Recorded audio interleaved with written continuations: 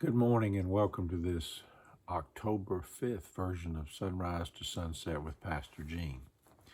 Before I begin today, I want to thank everybody who came to worship yesterday and helped make the reopening for worship the good event that it was. We are still going to continue to tweak it and make it better for everyone, our experience going forward. I just want to thank everybody for being cooperative.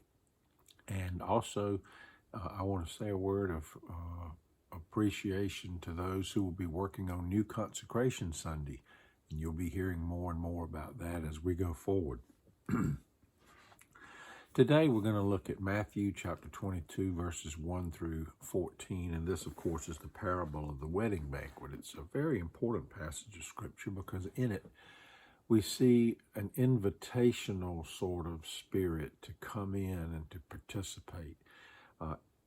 It's such an invitational parable that it brings in people of all kinds. It brings in the good and the evil.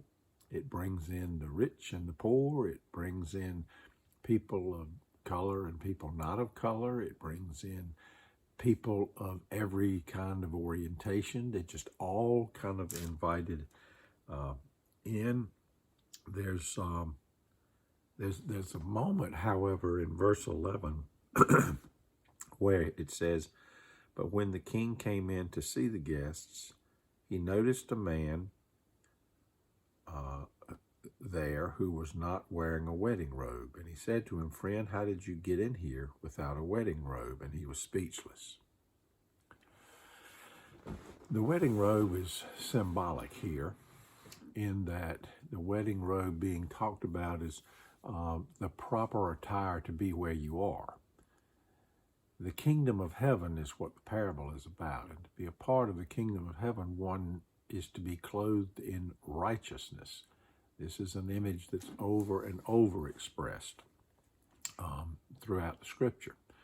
And to be clothed in righteousness means to be a part of what Wesley would call the church.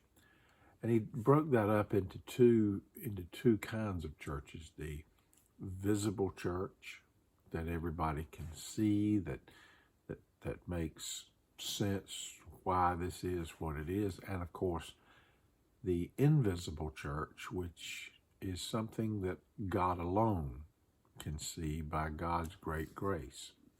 Remember that this is a wedding banquet, and that the king in this story has invited everybody in and comes up to someone who is not clothed properly.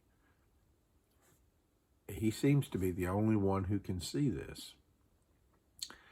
And the consequence of this, the consequence of the presence of this person at this banquet is revealed in the very last verse of this section for today. "Bind him at hand and foot and throw him into outer darkness, where there will be weeping and gnashing of teeth. For many are called, and few are chosen." I know that there are a lot of people who just cannot get their head around issues of final judgment.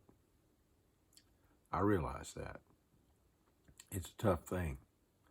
We don't want to think of God as being a kind of loving and just God who would do such a thing. But what we need to remember is this: the things that we can't see, God can. The things that we don't see, God can. The things that we cannot grant or understand, God can. Judgment isn't something that's going to be left up to you and me. It isn't that good news. But it will be left up to God. So however we want to live our life, however we want to respond to this invitation that comes to all people to be a part of God's kingdom, however that comes to us, one thing is certain: many are called, few are chosen. And that happens from sunrise to sunset every day.